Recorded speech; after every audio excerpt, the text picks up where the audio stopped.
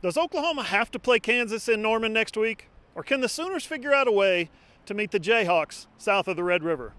For SI Sooners, allsooners.com, I'm John Hoover at Jones AT&T Stadium in Lubbock, Texas, where 24th-ranked Oklahoma absolutely demolished Texas Tech, 63-28 here on Saturday night. It was OU's third straight win and their third straight win in the state of Texas. Remember, this team started 1-2, then beat Texas in Dallas, then last week took apart TCU in Fort Worth.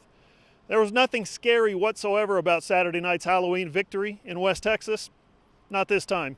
This was the Sooners' best game of the year, almost a wire-to-wire blowout. The story of the game, of course, was the return of Ronnie Perkins and Ramondre Stevenson from their NCAA suspension. 6 games was the cost, starting with last year's college football playoff loss to LSU and ending Saturday night in Lubbock. Stevenson led the Sooners tonight with 87 rushing yards and scored 3 touchdowns, while Perkins led the team with 2 tackles for loss.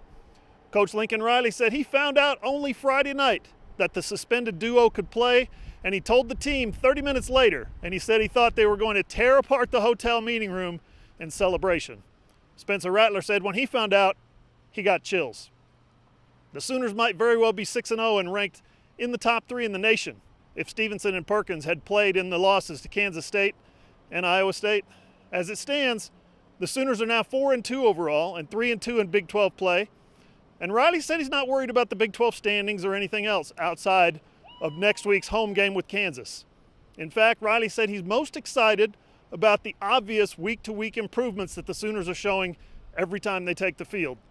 That included tonight another stellar night from Spencer Rattler, who threw for 288 yards, 2 touchdowns, and probably had his best game of the season.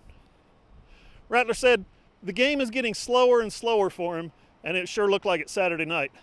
Theo Weiss had a career-high 105 yards receiving. Austin Stogner had a nice catch in the end zone for another touchdown. Jeremiah Hall and TJ Pledger both reached the end zone, and Mikey Henderson had his first touchdown as a Sooner. Trey Norwood had 2 interceptions on defense. Isaiah Thomas had 1.5 sacks, and after falling behind 7-0 at the outset, the Sooners dominated a Texas Tech team that came into this game with some momentum. Now, for the first time since September 26th, the Sooners can settle in for a home game. The Jayhawks come to Norman on Saturday for a 2:30 p.m. kickoff at Owen Field. For SI Sooners, allsooners.com, I'm John Hoover.